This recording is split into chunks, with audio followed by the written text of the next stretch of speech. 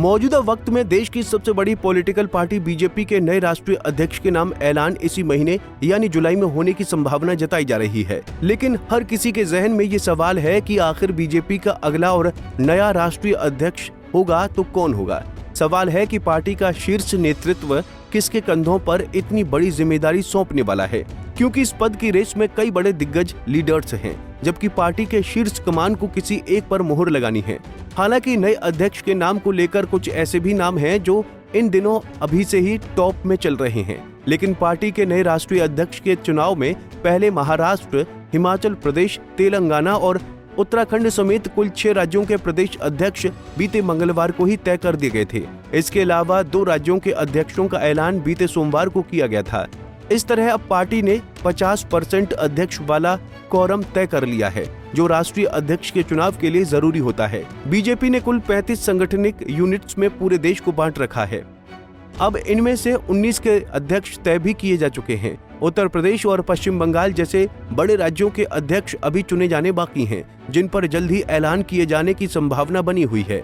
और फिर इसके बाद किसी भी वक्त राष्ट्रीय अध्यक्ष पद के चुनाव पर फैसला किया जा सकता है।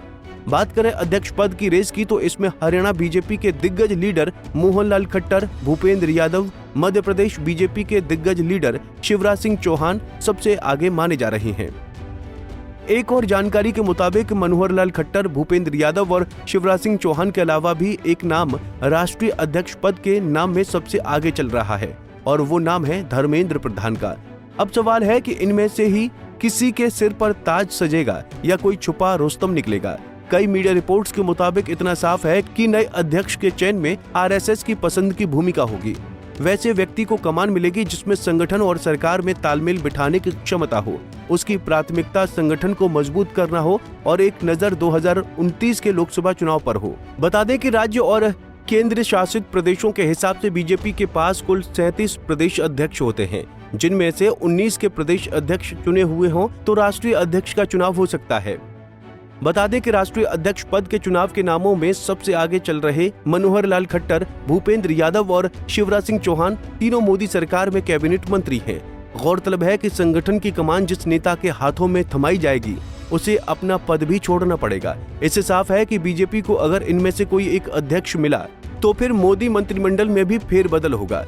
दरअसल मनोहर लाल खट्टर, भूपेंद्र यादव और शिवराज सिंह चौहान ये तीनों बीजेपी लीडर्स आरएसएस बैकग्राउंड से हैं और विवादों से दूर रहकर काम करने वाले हैं। तीनों को ही संगठन में काम करने का एक लंबा अनुभव है। मनोहर लाल खट्टर को तो प्रधानमंत्री नरेंद्र मोदी के बेहद करीबी लोगों में शुमार किया जाता है। ऐसे में उनका नाम भी तेजी से चर्चा में इन दिनों बना हुआ है। मनोहर लाल खट्टर किसी भी जातीय समीकरण से परे माने जाते हैं और उनकी छवि एक अच्छे, सख्त और ईमानदार लीडर की मानी जाती है। इसके अलावा ऐसा माना जा रहा है कि खट्टर के नाम से आरएसएस को भी कोई गुरेज नहीं होगा। हालांकि भूपेंद्र यादव भी रेस में मजबूत माने जा रहे हैं। गौरतलब है कि भूपेंद्र यादव अमित शाह के बेहद करीबी माने जाते हैं। यूपी समेत प्रदेश के कई बड़े राज्यों में भूपेंद्र यादव चुनावों की रणनीति संभाल चुके हैं। भूपेंद्र यादव बीजेपी और आरएसएस में एक लंबे समय तक काम करने का अनुभव रखते हैं। बीजेपी की तरफ से भूपेंद्र यादव को राष्ट्रीय अध्यक्ष बनाकर सामाजिक समीकरणों को लेकर भी संदेश देने की कोशिश हो सकती है। हालांकि अब तो कोई भी नेता खुलकर कुछ भी नहीं बोल रहा है। सारा बाजार कयासों का ही गर्म नजर आ रहा है। माना जा रहा है कि प्रधानमंत्री नरेंद्र मोदी के विदेश दौरे से लौटने के बाद बीजेपी के राष्ट्रीय अध्यक्ष पर नई नियुक्ति को लेकर कुछ बड़ा फैसला किया जा सकता है। बता दें कि भूपेंद्र यादव ने 2020 के बिहार विधानसभा चुनाव की भी जिम्मेदारी संभाली थी। इसके अलावा 2023 में मध्य प्रदेश और पिछले साल ही महाराष्ट्र का चुनाव कैंपेन वो देख चुके हैं। हालांकि बीजेपी के रिकॉर्ड को देखते हुए किसी भी चौंकाने वाले नाम का ऐलान किया जा सकता है, क्योंकि जानकार ऐसा मान रहे हैं कि इस रेस में कई और दिग्गज नेता भी शामिल हैं। लेकिन जिस तरीके से 3 बड़े नामों को टॉप में रखा गया है, उनमें से अगर कोई भी नाम घोषित किया जाता है तो यानी कि इससे साफ है कि मोदी मंत्रिमंडल में भी फेरबदल होना तय है। नाम तो नई रेस में राजनाथ सिंह का भी शामिल किया जा रहा है, लेकिन जानकारी है कि उन्होंने इस पद को लेने से मना कर दिया है। तो वहीं कुछ मीडिया रिपोर्ट्स का ये भी दावा है कि बीजेपी नए राष्ट्रीय अध्यक्ष का फैसला अभी फौरी तौर के लिए टाला भी जा सकता है, क्योंकि यूपी के बीजेपी के दिग्गज लीडर्स बीच रास्ते का रोड़ा बन रहे हैं। मतलब नए राष्ट्रीय अध्यक्ष पद के चुनाव का सारा दारोमदार यूपी बीजेपी के दिग्गज लीडर्स पर भी जाकर टिक रहा है। Bureau report, Punjab Kesari TV.